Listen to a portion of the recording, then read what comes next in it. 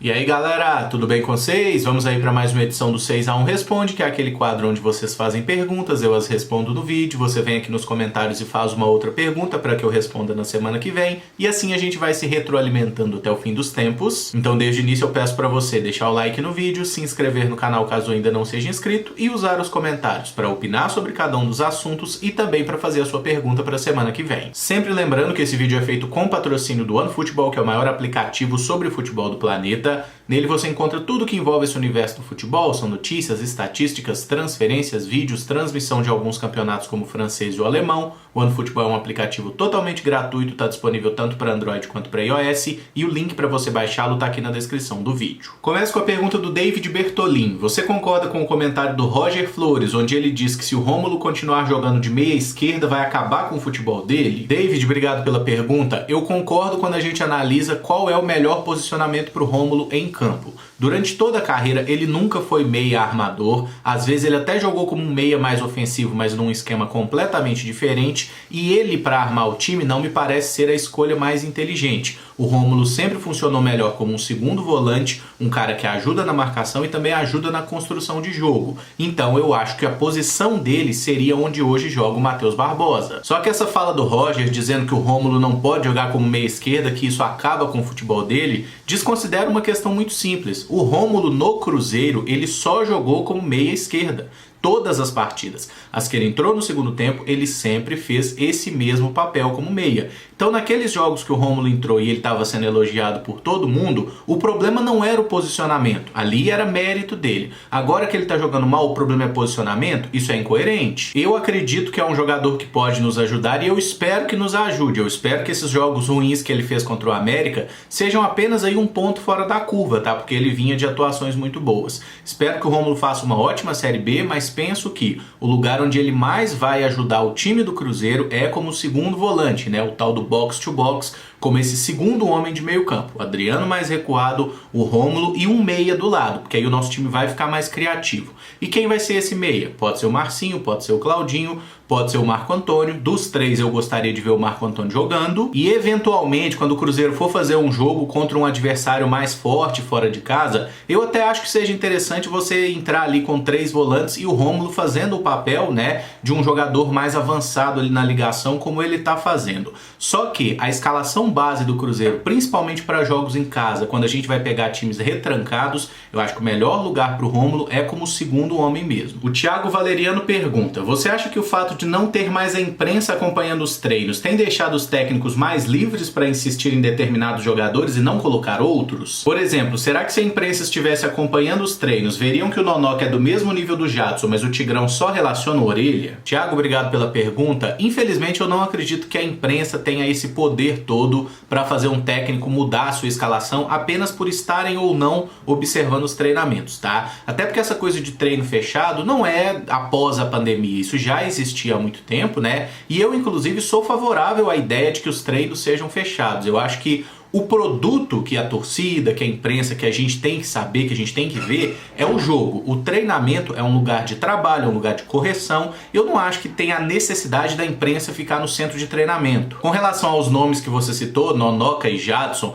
aí eu já acho que faltou um pouco mais de tato pro treinador por uma questão muito simples. Todo mundo sabe o que é que o Jadson vai entregar. Uma vez por ano ele vai fazer um gol bonito, de resto ele vai fazer partidas médias, outras ruins, mas é muito difícil o Jadson fazer um grande jogo, porque é um cara tecnicamente limitado. E o Nonoca, que é um jogador que se apresentou depois de todo mundo, né? Ele perdeu aquela primeira pré-temporada e isso certamente o atrapalhou. Ele precisou recuperar a forma física, vinha de muito tempo parado e até agora o Cruzeiro não deu a ele novas oportunidades. Pelas imagens que são divulgadas de treinamento, a gente vê que o Nonoca tá numa forma física bem mais adequada. Ele não tá com aquela cara gorda que ele tava nas primeiras fotos que apareceu ele ali, até na época que o Cruzeiro ainda treinava com aquele uniforme azul, né? Só que essa oportunidade nunca aparece. E eu penso que o Nonoca é um cara que é mais novo, certamente muito mais barato, e ele é mais polivalente que o Jadson, porque ele pode fazer o papel do primeiro volante e ele pode também fazer o papel de um volante de mais saída. Lá no Boa Esporte, por exemplo, o Nonoca tava jogando de meio armador, tava jogando de camisa 10. Não teve um rendimento espetacular, é óbvio, até porque essa não não é a posição de formação dele, mas é um cara que oferece muito mais para o elenco e é um cara também bem mais novo. Então, se o Nonoka jogar bem, ele ainda pode virar dinheiro para o clube. Mas a possibilidade disso acontecer é muito pequena, né? Eu tô fazendo esse vídeo na quinta-feira e até agora não tem nenhuma novidade sobre o futuro do Nonoka. Mas eu acho que provavelmente ou ele vai ser emprestado para outro clube ou vai ser liberado. O contrato dele termina nesse ano, então é uma situação que também complica um pouco, mas pra mim o Nonoka é um moleque que precisava ter chance no time do Cruzeiro, porque nas vezes que ele jogou pelo time principal, que foram lá em 2017, ele jogou muito bem. Ele foi muito atrapalhado pelo senhor Mano Menezes, né, que mandou ele para empréstimos aí infrutíferos, que é difícil entender por que o Cruzeiro não quis aproveitar esse garoto, mas ele ainda é novo e ele é bom de bola, e eu acho que se o Cruzeiro abrir mão dele, vai estar desperdiçando um talento. O Marcelo LR pergunta: caso o Cruzeiro não suba, as dívidas jogadas para 2022 podem derrubar o Cruzeiro para a Série C ou D? Marcelo, obrigado pela pergunta. Aí a gente tem que considerar de qual dívida você está falando, porque o Cruzeiro tem dívidas de diferentes formas, com quase todo tipo de credor do planeta Terra, né? Mas assim, quando você fala dívidas empurradas para 2022, eu imagino que você está falando daquela negociação que o Cruzeiro fez, né? O reparcelamento lá com a Procuradoria.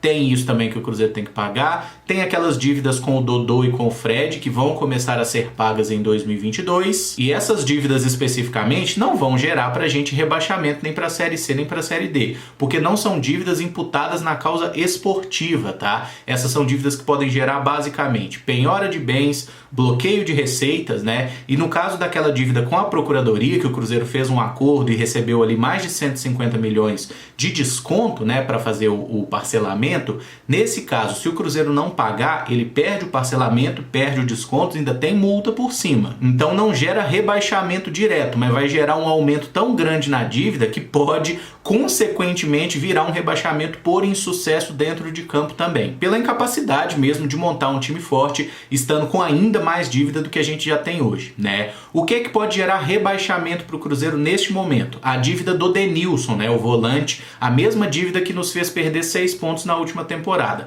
A qualquer momento vai aparecer a ordem de pagamento da FIFA, que será nessa temporada, e aí o Cruzeiro tem que pagar. Se não pagar, está rebaixado para a Série C. E a gente tem algumas outras dívidas lá na FIFA que também precisam ser pagas. Esse é o único tipo de dívida que gera rebaixamento. O resto, as sanções são normalmente financeiras, né? Sanções econômicas mesmo, ou aí de recebimentos, de bloqueio de bens, enfim, esse tipo de coisa. Sanção esportiva em pontuação, rebaixamento, são só aquelas que estão na FIFA. O Adley Martins pergunta: como o Marcinho joga bem mais à frente do que ele tem jogado, você acha que se ele jogar como um atacante, fazendo a função de falso 9, daria certo? Adley, obrigado pela pergunta. Eu nunca vi o Marcinho jogando como falso 9, então acho que é meio difícil a gente falar que ele poderia funcionar por ali. Em tese, pelas características que ele tem, especialmente a boa finalização e, digamos assim, né, o pouco compromisso defensivo, ele é um jogador que tem dificuldade para ajudar no momento sem bola, em tese ele poderia sim fazer o papel de um falso 9. O problema é que o Cruzeiro já tem um monte de jogador para fazer o papel de atacante, né? Tem o Sobis, tem o Bissoli que chegou agora, tem o Moreno e o Potker que estão com a situação indefinida no momento que eu faço esse vídeo. Então acho difícil considerar que a melhor posição para encaixar o Marcinho seja jogando naquele setor onde a gente tem mais opções. Eu acho que o Marcinho precisa ser realmente adaptado para fazer esse papel do meia, e a gente não pode esquecer que o Marcinho até menos de 6 meses atrás era um jogador de destaque na Série B. E o que a gente vai começar a disputar agora? Justamente a Série B. Então é um jogador que está acostumado com esse ambiente que nós vamos enfrentar. E qual é o grande problema do Marcinho? Ele está sentindo a camisa do Cruzeiro? Eu acho que não é o caso. Eu acho que o problema do Marcinho é realmente o posicionamento. Ele era um meio atacante, um cara que jogava mais solto atrás do centroavante, e ele está tendo que jogar muito mais recuado no campo, fazendo um papel diferente, e isso naturalmente vai gerar uma dificuldade para o cara até que ele se adapte. O problema é que tem jogadores que nunca conseguem se adaptar, e esse é o risco que a gente corre com o Marcinho, mas pode ser também que daqui a pouco ele comece a render num melhor nível. Eu acho o Marcinho um bom jogador, um cara que tem qualidade técnica, e eu não desisti dele. Acho que ele ainda vai nos ajudar bastante. O Nathan Cardoso pergunta: você acha uma boa a volta do Alisson? Vejo que ele é bem criticado pelos torcedores do Grêmio. Nathan, obrigado pela pergunta. Alisson, que também era muito criticado pelos torcedores do Cruzeiro, né? Eu acho muito engraçada essa relação. Quando tava no Cruzeiro, eu diria que 80% da torcida criticava pra caramba o Alisson. Foi pro Grêmio, os mesmos 80% da torcida torcida sentem saudade do Alisson e pensam que ele poderia nos ajudar. Mas ainda que seja criticado lá no Grêmio, o Alisson de fato caiu muito, né? Ele teve 2 temporadas muito boas, 2018, 2019, 2020 já foi bem abaixo. É totalmente sem nexo pensar nessa contratação, nesse retorno do atleta, primeiramente porque o salário dele é muito acima daquilo que o Cruzeiro pode pagar. E o Cruzeiro não está pagando nem o salário para os jogadores que ganham pouco. O Alisson ganha muito. Então seria imaginar que o Grêmio não quer contar com o jogador e que emprestaria ele para o Cruzeiro pagando uma parte do salário. Coisa que não vai acontecer porque mesmo que não seja titular absoluto, o Alisson será utilizado pelo Grêmio. E tem uma outra questão, é que o Alisson recentemente ele sofreu uma lesão, ele rompeu o ligamento do tornozelo no jogo da Copa Sul-Americana e a previsão é que ele demore aí uns 2 meses para voltar aos gramados. Então ele só deve voltar realmente durante o Campeonato Brasileiro, pelo que foi passado de informação ali final de junho, início de julho, que ele deve voltar a combate. Então mesmo que o Grêmio quisesse emprestar, mesmo que o Cruzeiro tivesse condição de pagar o salário do Alisson, tem esse problema médico. Inclusive os problemas médicos foi uma coisa que atrapalhou demais a carreira dele, né? O Alisson sofria de inúmeras lesões, principalmente musculares, enquanto estava no Cruzeiro. Isso foi minimizado lá no Grêmio, mas não totalmente resolvido, né? Porque jogador sempre está sujeito a lesão, é uma coisa inerente à profissão mesmo. O Alisson hoje está com 27 anos e nos próximos 3 ou 4 eu não vejo a menor chance dele voltar para o Cruzeiro. O Alan Aguiar pergunta: Paulo Bento tinha elenco com qualidade para o estilo de jogo que ele queria implantar? Se ele tivesse ficado, seria o JJ do Cruzeiro? Alan, obrigado pela pergunta. Não acho que o Paulo Bento seria o Jorge Jesus do Cruzeiro, porque são técnicos completamente diferentes. Tem alguma similaridade na ideia de jogo, né? Ambos são treinadores ofensivos e tudo mais, mas é muito claro que o Paulo Bento está num estágio de carreira muito abaixo do Jorge Jesus, né? Por mais que o Paulo Bento tenha treinado seleção e tudo mais, o Jorge Jesus é um técnico muito mais experiente, muito mais rodado e que teve trabalhos de muito mais sucesso durante a sua carreira também. Para mim, o grande problema do Paulo Bento enquanto treinador é que ele montou um time do Cruzeiro que era ofensivo, que criava muita oportunidade, só que a gente estava numa fase que, meu Deus do céu, o que os nossos atacantes perdiam de gol era qualquer coisa de absurdo. Eu tomei uma raiva do William Bigode que perdura até hoje pela quantidade bizarra de gol que ele errava. E o Paulo Bento não parecia tomar muito cuidado na montagem da parte defensiva do time. Tanto que quando ele vai embora e o Mano Menezes chega, um retranqueiro de mão cheia, o Mano Menezes consegue ajustar a coisa, né? Consegue arrumar a casa. Por quê? Defensivamente ele conseguiu abaixar as linhas, recuar o time e aí a gente parou de tomar aquele caminhão de gol. E como o time tinha jogadores de alguma qualidade técnica, a bola começou a entrar. E teve também, por exemplo, o reforço do Ábila, né, que chegou já ali na reta final do Paulo Bento, quando o Mano Menezes chegou, na segunda passagem, né, 2016. E o Paulo Bento teve as suas incoerências na escalação também. Eu lembro que ele demorou muito para fazer o retorno do Manuel para o time. O Manuel estava lesionado, voltou de lesão e ficou no banco, né? E o Paulo Bento insistindo naquela zaga ali com o Bruno Rodrigo, jogava Bruno Viana, jogava às vezes o Fabrício Bruno, jogava às vezes até o Léo, acho que jogou também nessa época, e a gente tendo muita dificuldade na parte defensiva. O Bruno Rodrigo principalmente entregava gol todo jogo, era uma coisa absurda como o Bruno Rodrigo de 2013, não tinha nada a ver com o Bruno Rodrigo de 2016. E penso que talvez se o Paulo Bento tivesse vindo para o Cruzeiro num outro momento, num início de temporada, para disputar um campeonato mineiro, conhecer os adversários, entender todo o contexto,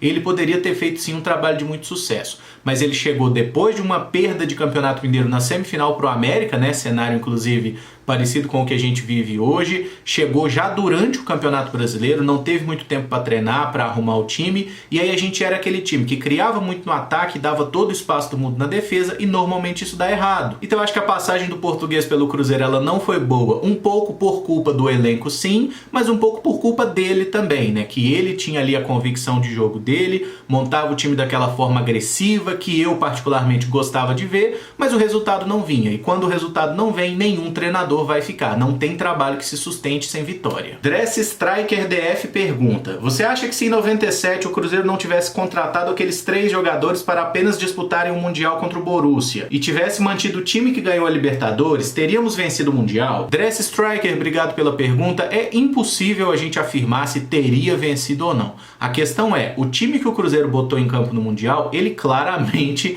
era um time bagunçado, era um time ali que não tinha muito sentido. É só a gente observar que caras caras como o Gotardo, que era o capitão do time, né, da conquista da Libertadores, não viajou para o Mundial, não quiseram levar ele, né? O lateral esquerdo, Nonato, uma bandeira, provavelmente o melhor lateral esquerdo da história do Cruzeiro, ficou no banco, né? E o cara resolveu improvisar o Elivelton, que era um atacante, um ponta, como lateral esquerdo, deixando o Nonato fora da partida. O Marcelo Ramos, um dos maiores artilheiros da nossa história, ficou no banco de reservas para os recém-contratados Bebeto e Donizete, né, que só jogaram aquela partida. Então teve muita incoerência na escalação do senhor Nelsinho Batista, que fez uma grande de uma cagada. Só que eu não acho que dá pra gente afirmar que se o Cruzeiro tivesse sido escalado direitinho, ele teria vencido o Borussia Dortmund, porque o Cruzeiro, que jogou o Brasileiro 97, foi uma vergonha depois da conquista da Libertadores. A gente quase foi rebaixado. Então eu penso que se o Cruzeiro tivesse sido escalado corretamente, o Gotardo ali na zaga, o Nonato na esquerda, o Elivelton lá na frente, o Marcelo, sem Gonçalves, sem Donizete, sem Bebeto, sem o Alberto, né, o Alberto Valentim, que hoje é treinador, que também foi contratado pelo Cruzeiro naquela baciada. Ele era lateral direito, né, e ele não jogou, ele ficou no banco. Mas se o técnico não tivesse feito nenhuma presepada e armado o time direitinho, o Cruzeiro teria mais chances de bater o Borussia Dortmund. Se ia ganhar, é realmente muito difícil afirmar, porque o time dos caras era bom. Nenhum time ganha a Champions League se for uma equipe fraca, né, moçada? Vamos ser realistas aí, tá?